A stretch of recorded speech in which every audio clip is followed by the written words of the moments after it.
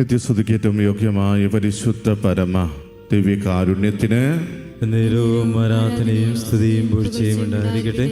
നിത്യസ്തുതിക്കേറ്റവും യോഗ്യമായ പരിശുദ്ധ പരമ ദിവ്യകാരുണ്യത്തിന് ആരാധനയും സ്തുതിയും പൂഴ്ചയും ഉണ്ടായിരിക്കട്ടെ. നിത്യസ്തുതിക്കേറ്റവും യോഗ്യമായ പരിശുദ്ധ പരമ ദിവ്യകാരുണ്യത്തിന് നേരവും ആരാധനയും സ്തുതിയും പൂഴ്ചയും ഉണ്ടായിരിക്കട്ടെ. സ്നേഹമുള്ളവരെ, നാം കൃപയുടെ സമയത്തിലേക്ക് പ്രവേശിക്കുകയാണ്. പിതാവായ ദൈവം തൻ്റെ ഏകജാതനിലൂടെ വെളിപ്പെടുത്തിയ ആ വലിയ കരുണയെയാണ് നാം ഇന്ന് അനുസ്മരിക്കുക. നമ്മുടെ ഓരോരുത്തരുടെയും ജീവിതത്തിലേക്ക് പിതാവായ ദൈവം ചൊരിഞ്ഞിട്ടുള്ള കരുണ എത്ര വലുതായിരുന്നു എന്ന് തിരിച്ചറിഞ്ഞിട്ടുണ്ടോ? പലപ്പോഴും കർത്താവിൻ്റെ കരുണ തിരിച്ചറിയാതെ കർത്താവിനെതിരെ പിറുപിറുത്തവരാണോ നാം ഓരോരുത്തരും? നമുക്ക് അർഹമായതിനേക്കാൾ കൂടുതലായി കർത്താവ് നമ്മുടെ ജീവിതത്തിലേക്ക് അവിടുത്തെ കരുണ വർഷിക്കുന്നുണ്ട്. പല നിമിഷങ്ങളിലും നമ്മൾ പോലും അറിയാതെ കർത്താവ് നമ്മുടെ ജീവിതത്തിലേക്ക് കടന്നു വരികയും നമ്മുടെ ഓരോരുത്തരുടെയും ജീവിതം നല്ല രീതിയിൽ മുന്നോട്ട് കൊണ്ടുപോകുവാൻ കർത്താവ് നമ്മുടെ ജീവിതത്തിലേക്ക് അവിടുത്തെ വലിയ കരുണ ചൊരിയുകയും ചെയ്യുന്നു. എന്നാൽ നമുക്കൊരോരുത്തർക്കും കിട്ടിയത് മതിയാകാതെ പലപ്പോഴും കർത്താവിനെതിരെ പിറുപിറുക്കുന്ന അവസ്ഥകൾ നമ്മുടെ ഓരോരുത്തരും ജീവിതത്തിലുണ്ട്. ഒരുപക്ഷെ നാം ആഗ്രഹിച്ച പല കാര്യങ്ങളും നമ്മുടെ ജീവിതത്തിൽ നടക്കാതെ പോകുന്നത് കൊണ്ടാകാം ആ ഒരു പിറുപിറുക്കൽ. ചില അവസരങ്ങളിൽ നമ്മൾ പ്രതീക്ഷിച്ചതിനേക്കാൾ കൂടുതലായി കർത്താവ് നൽകുമ്പോൾ അത് മതിയാകാതെ വീണ്ടും വീണ്ടും എനിക്ക് വേണം എന്ന് ചിന്തിക്കുന്ന ഒത്തിരിയേറെ ആളുകളും നമ്മുടെ ഇടയിലുണ്ട്. പ്രിയമുള്ളവരെ, അങ്ങനെയുള്ള ആളുകളോടും കർത്താവ് എപ്രകാരമാണ് പെരുമാറുക എന്ന് നമുക്കറിഞ്ഞുകൂടാ. എന്നാൽ ഒരു കാര്യം ഉറപ്പാണ്, കരുണാമയനായ ദൈവം ആരെയും ഉപേക്ഷിക്കുന്നില്ല, എല്ലാവരെയും ചേർത്ത് പിടിക്കുവാൻ ആഗ്രഹിക്കുന്നവരാണവൻ. എന്നാൽ ഈ കൃപയുടെ സമയം മത്തായിയുടെ സുവിശേഷം 20-ാം അധ്യായം 1 മുതൽ 16 വരെയുള്ള തിരുവചനങ്ങൾ വായിച്ച് നമുക്ക് ധ്യാനിക്കാം. സ്വർഗരാജ്യം തൻ്റെ മുന്തിരിത്തോട്ടത്തിലേക്ക് ജോലിക്കാരെ വിളിക്കാൻ അതിരാവിലെ പുറപ്പെട്ട വീട്ടുടമസ്ഥന് സദൃശ്യം. ദിവസം 1 ദിനാർ വീതം വേതനം നൽകാമെന്ന കരാറിൽ അവൻ അവരെ മുന്തിരിത്തോട്ടത്തിലേക്ക് അയച്ചു. 3-ാം മണിക്കൂറിൽ അവൻ പുറത്തേക്ക് ഇറങ്ങിയപ്പോൾ ചിലർ ചന്തസ്ഥലത്ത് അലസരായി നിൽക്കുന്നത് കണ്ട് അവരോട് പറഞ്ഞു, നിങ്ങൾ മുന്തിരിത്തോട്ടത്തിലേക്ക് ചെല്ലുവേൻ, ന്യായമായ വേതനം നിങ്ങൾക്ക് ഞാൻ തരാം. അവർ മുന്തിരിത്തോട്ടത്തിലേക്ക് പോയി. 6-ാം മണിക്കൂറിലും 9-ാം മണിക്കൂറിലും പുറത്തേക്ക് ഇറങ്ങിയപ്പോഴും അവൻ ഇതുപോലെ തന്നെ ചെയ്തു. ഏകദേശം 11-ാം മണിക്കൂറിൽ അവൻ പുറത്തേക്ക് ഇറങ്ങിയപ്പോഴും അവിടെ ചിലർ നിൽക്കുന്നത് കണ്ട് അവരോട് ചോദിച്ചു, നിങ്ങൾ ദിവസം മുഴുവൻ അലസരായി നിൽക്കുന്നത് എന്ത്? ഞങ്ങളെ ആരും വേലയ്ക്ക് വിളിക്കാത്തത് കൊണ്ട് എന്ന് അവർ മറുപടി നൽകി. അവൻ പറഞ്ഞു, നിങ്ങളും മുന്തിരിത്തോട്ടത്തിലേക്ക് ചെല്ലുവിൻ. വൈകുന്നേരമായപ്പോൾ മുന്തിരിത്തോട്ടത്തിൻ്റെ ഉടമസ്ഥൻ കാര്യസ്ഥനോട് പറഞ്ഞു, ജോലിക്കാരെ വിളിച്ച് അവസാനം വന്നവർക്ക് തുടങ്ങി ആദ്യം വന്നവർക്ക് വരെ കൂലി കൊടുക്കുക. 11-ാം മണിക്കൂറിൽ വന്നവർക്ക് ഓരോ ദിനാർ ലഭിച്ചു. തങ്ങൾക്ക് കൂടുതൽ ലഭിക്കുമെന്ന് ആദ്യം വന്നവർ വിചാരിച്ചു, എന്നാൽ അവർക്കും ഓരോ ദിനാർ തന്നെ കിട്ടി. അത് വാങ്ങുമ്പോൾ അവർ വീട്ടുടമസ്ഥനെതിരെ പിറുപിറുത്തു. അവസാനം വന്ന ഇവർ 1 മണിക്കൂറേ ജോലി ചെയ്തുള്ളൂ, എന്നിട്ട് പകലിൻ്റെ അധ്വാനവും ചൂടും സഹിച്ച ഞങ്ങളോട് അവരെ നീ തുല്യരാക്കിയല്ലോ.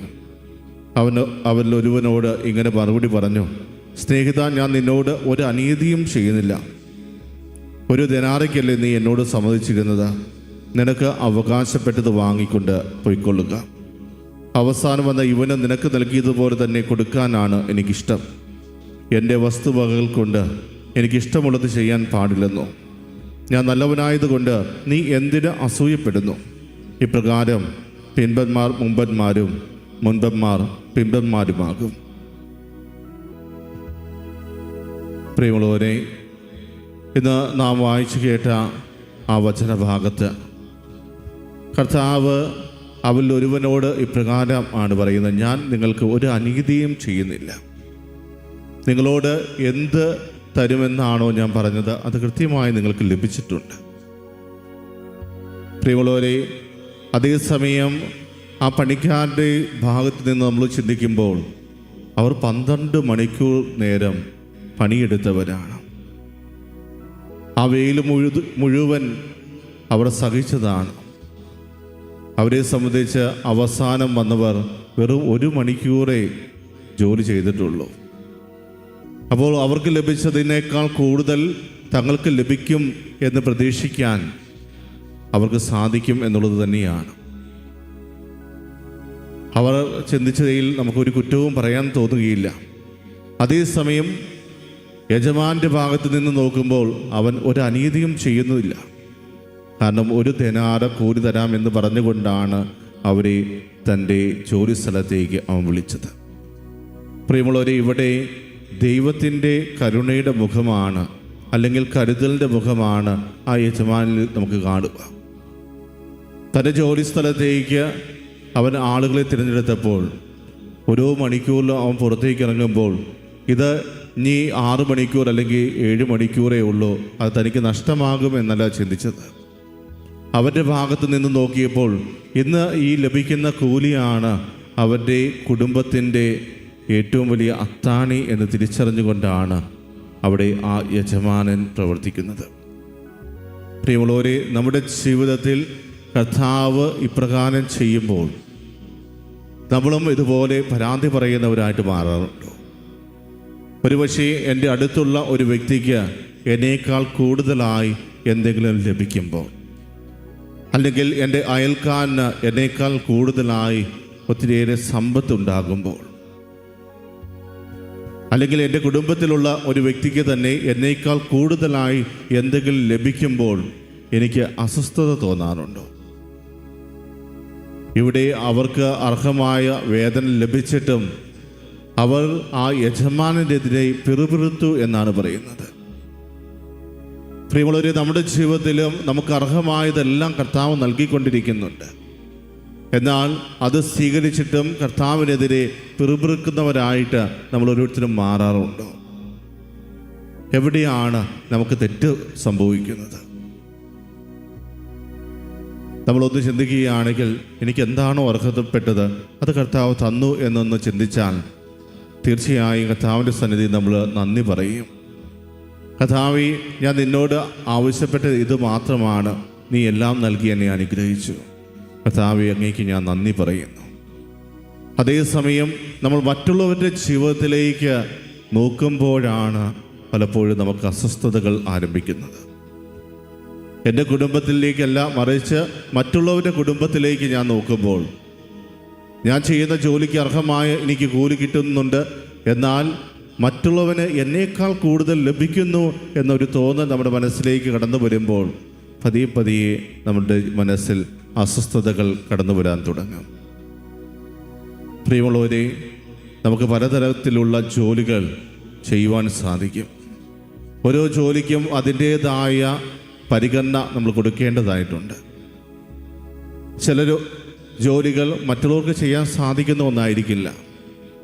അതേസമയം എല്ലാവർക്കും ചെയ്യാവുന്ന ജോലികൾ അത് എല്ലാവരും തന്നെ തിരഞ്ഞെടുക്കണമെന്നുമില്ല. അപ്പോൾ അതിന് തയ്യാറായി കടന്നു വരുന്നവരോട് നമ്മൾ ഓരോരുത്തരും എപ്രകാരമാണ് പെരുമാറുന്നത് എന്നൊന്ന് ചിന്തിച്ചു നോക്കുക. ആരെയും വില കുറച്ച് കാണാതെ അവർക്ക് അർഹമായ കൂലി നമ്മൾ കൊടുക്കുമ്പോൾ പ്രിയമുള്ളവരെ, നമ്മൾ ചെയ്യുന്നത് നീതിയായ ഒരു പ്രവൃത്തിയാണ്. ഇന്ന് ഈ സുവിശേഷ ഭാഗത്തിലെ യജമാനൻ പോലും ചോദിക്കുന്നത്, നിങ്ങളോട് ഞാൻ ഒരു അനീതിയും പ്രവർത്തിക്കുന്നു, പിന്നെ എന്തുകൊണ്ടാണ് നിങ്ങൾ ഇതുപോലെ പിറുപിറുക്കുന്നത്? കരുണാമയനായ ദൈവം ഒരുപക്ഷെ നമ്മുടെ മുഖത്ത് നോക്കി ചോദിക്കാൻ സാധ്യതയുള്ള ഒരു ചോദ്യം തന്നെയല്ലേ ഇത്? നിന്റെ ജീവിതത്തിൽ നീ എപ്രകാരമാണോ എന്നോട് ചേർന്ന് നിൽക്കുന്നത് അതിന് അനുസൃതമായ കൂലി ഞാൻ നിനക്ക് തരുന്നില്ലേ? കർത്താവിൻ്റെ സന്നിധിയിലേക്ക് കടന്നു ചെല്ലുവാൻ ആഗ്രഹിക്കുന്ന നമ്മളോട് കർത്താവ് ചോദിക്കുന്നത്, നിനക്ക് ലഭിച്ച അനുഗ്രഹങ്ങൾ അത് എങ്ങനെയാണ് നീ സ്വീകരിച്ചിട്ടുള്ളത്? നിന്റെ ജീവിതത്തിലേക്ക് കർത്താവ് ഓരോന്നും നിനക്ക് ആവശ്യമായത് ഓരോന്നും നൽകിക്കൊണ്ടിരിക്കുമ്പോൾ അത് നീ എപ്രകാരമാണ് സ്വീകരിച്ചിട്ടുള്ളത്? വളരെ സന്തോഷപൂർവ്വം ആ അനുഗ്രഹങ്ങൾ ഏറ്റുവാങ്ങുവാൻ എനിക്ക് സാധിച്ചിട്ടുണ്ട്. അതോ കർത്താവിനെതിരെ പ്രവൃത്തികൊണ്ടാണോ ഞാൻ ആ അനുഗ്രഹങ്ങൾ എൻ്റെ ജീവിതത്തിൽ ഏറ്റെടുത്തിട്ടുള്ളത്? പ്രിയമുള്ളവരെ, നമ്മുടെ എല്ലാവരുടെയും ആത്മീയ ജീവിതത്തിൽ വരുന്ന ഒരു അധപതനം എന്ന് പറയുന്നതും ഇതുതന്നെയാണ്. കർത്താവ് നൽകുന്ന അനുഗ്രഹങ്ങളുടെ വില അറിയാതെ പോകുന്നു. കർത്താവ് നമ്മുടെ ജീവിതത്തിലേക്ക് നൽകിക്കൊണ്ടിരിക്കുന്ന കൃപകൾ സ്വീകരിച്ചിട്ടും അതിൻ്റെ വില അറിയാതെ പോകുന്നു. എനിക്ക് ധാരാളം കൃപകൾ ലഭിച്ചിട്ടും എന്നേക്കാൾ കൂടുതലായി മറ്റുള്ളവർക്ക് ലഭിച്ചല്ലോ എന്ന ഒരു അസ്വസ്ഥത നമ്മുടെ ഓരോരുത്തരുടെയും ജീവിതത്തിലേക്ക് കടന്നു വരുമ്പോൾ അവിടെ നാം ആത്മീയമായി വീണു തുടങ്ങി എന്നാണ് മനസ്സിലാക്കേണ്ടത്. മറ്റുള്ളവരുടെ ജീവിതത്തിലേക്ക് കർത്താവ് നൽകുന്ന അനുഗ്രഹങ്ങൾ, പ്രിയമുള്ളവരെ, അത് അസൂയയോടെ നോക്കി നിൽക്കുവാനുള്ളതല്ല, മറിച്ച് അവനോട് കൂടെ ചേർന്നുകൊണ്ട് കർത്താവേ, നീ അവൻ്റെ ജീവിതത്തിലേക്ക് ഇതുപോലെ അനുഗ്രഹങ്ങൾ വർഷിച്ചല്ലോ എന്നോർത്ത് നന്ദി പറയണം. ഇവിടെ ഇന്ന് നമ്മൾ വായിച്ചു കേട്ട സുവിശേഷത്തിൽ 11-ാം മണിക്കൂറിൽ അവിടെ യജമാനൻ പുറത്തേക്ക് ഇറങ്ങുമ്പോഴും അലസരായി നിൽക്കുന്ന കുറേ പേരെ കണ്ടു എന്നാണ് പറയുക. ഈ ദിവസം മുഴുവൻ നിങ്ങൾ എന്തുകൊണ്ടാണ് ഇങ്ങനെ അലസരായി നിൽക്കുന്നത് എന്ന് യജമാനൻ ചോദിക്കുമ്പോൾ ഞങ്ങളെ ആരും ജോലിക്ക് വിളിച്ചില്ല എന്നാണ് അവർ മറുപടി പറഞ്ഞത്. നമുക്ക് രണ്ട് രീതിയിൽ നമുക്ക് ആ ഭാഗത്തെ നോക്കിക്കാണുവാൻ സാധിക്കും. ഈ 11-ാം മണിക്കൂറിലും തൻ്റെ കുടുംബത്തെ ഓർത്തുകൊണ്ട് അവരുടെ ഭക്ഷണം ഞാനാണ് കൊണ്ടു ചെല്ലേണ്ടത് എന്ന ചിന്തയിൽ പ്രതീക്ഷയോടെ 11-ാം മണിക്കൂറിലും കാത്തു നിൽക്കാൻ അവർക്ക് സാധിച്ചിട്ടുണ്ടെങ്കിൽ തീർച്ചയായും അവർ മടിയുള്ള ആളുകളല്ല, മറിച്ച് ദൈവം അവസാന നിമിഷവും ഞങ്ങളെ കൈവിടില്ല എന്ന പ്രതീക്ഷയോടെ കാത്തിരിക്കുന്നതിൻ്റെ പ്രതീകമായിട്ട് നമുക്കവരെ കാണുവാൻ സാധിക്കും. അതേസമയം ജോലി ചെയ്യാൻ അവസരമുണ്ടായിട്ടും അതിൽ നിന്ന് തുനിയാതെ മാറി നിൽക്കുന്നവരായിട്ട് നമ്മൾ മാറുന്നുണ്ടെങ്കിൽ പ്രിയമുള്ളവരെ, അത് നമ്മുടെ അഹങ്കാരമാണ് എന്നാണ് പറയുക. എനിക്ക് ജോലി ചെയ്യാനുള്ള ആരോഗ്യമുണ്ട്, പക്ഷേ അത് ചെയ്യാൻ എനിക്ക് മനസ്സില്ല എന്ന ഒരു വിചാരമാണ് നമുക്കുള്ളതെങ്കിൽ പ്രിയമുള്ളവരെ, നമ്മൾ കർത്താവിൻ്റെ കരുണ ഏറ്റെടുക്കുവാൻ അർഹതയില്ലാത്തവനാണ്. അതേസമയം ഇനിയും പ്രതീക്ഷയോടെ കർത്താവ് എൻ്റെ ജീവിതത്തിലേക്ക് കടന്നു വരും, എന്നെ അനുഗ്രഹിക്കും, എൻ്റെ ജീവിതത്തിൻ്റെ ആവശ്യമായതെല്ലാം എനിക്ക് പ്രദാനം ചെയ്യും എന്ന പ്രതീക്ഷയോടെ പ്രത്യാശയോടെ കാത്തിരിക്കുന്നവരായിട്ട് നമ്മൾ മാറുന്നുണ്ടെങ്കിൽ തീർച്ചയായും കർത്താവ് നമ്മുടെ ജീവിതത്തിലേക്ക് കടന്നു വരിക തന്നെ ചെയ്യും. പലപ്പോഴും പല നിയോഗങ്ങളും കർത്താവിൻ്റെ സന്നിധിയിൽ സമർപ്പിച്ച് പ്രാർത്ഥിക്കുന്ന ആളുകളുണ്ട്. പല അവസരങ്ങളിലും ഈ ധ്യാന കേന്ദ്രത്തിലേക്ക് തന്നെ ഫോൺ വിളിച്ച് ഈ മാസം അവസാനത്തോടു കൂടെ എനിക്ക് എൻ്റെ നിയോഗം സാധിച്ചില്ലെങ്കിൽ വിദേശത്ത് നിന്നും തിരിച്ചു വരേണ്ട അവസ്ഥയാണ്. ഓരോ പ്രാവശ്യം വിളിക്കുമ്പോഴും അവരുടെ വിളിയിൽ ടെൻഷൻ കൂടിയാണ് വരിക.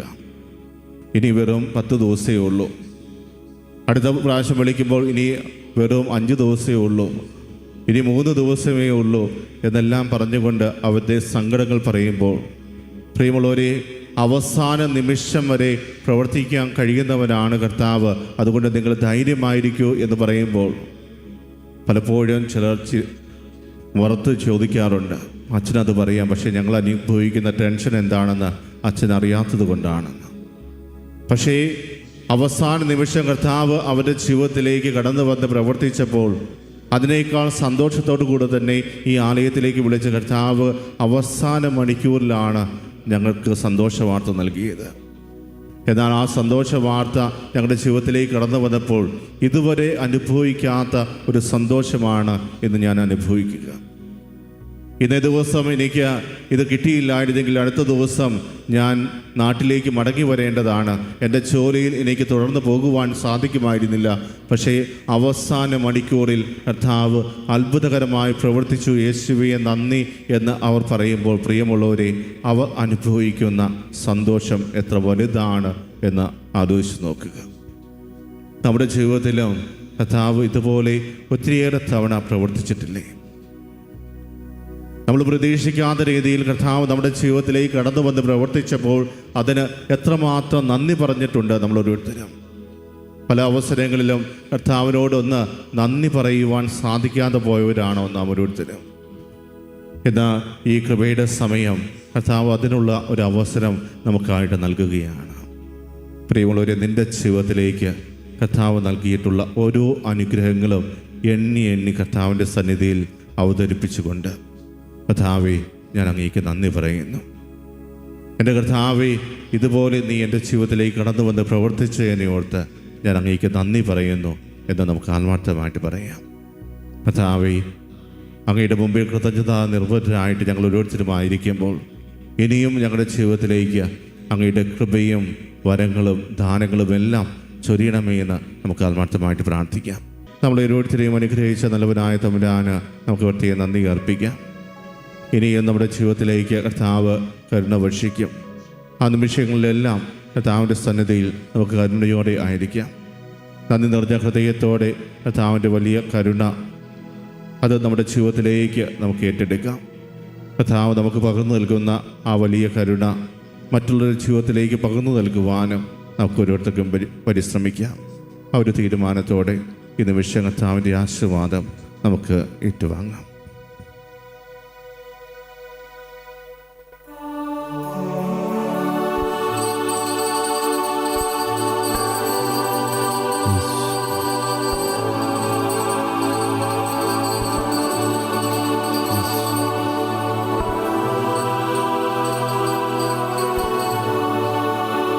പരിശുദ്ധ പരമമാ ദിവ്യകാരുണ്യമേ, എന്നുമെന്നും അങ്ങേയ്ക്കാരാധന. പരിശുദ്ധ പരമമാ ദിവ്യകാരുണ്യമേ, എന്നുമെന്നും അങ്ങേയ്ക്കാരാധന. പരിശുദ്ധ പരമമാ ദിവ്യകാരുണ്യമേ, എന്നുമെന്നും അങ്ങേയ്ക്കാരാധന.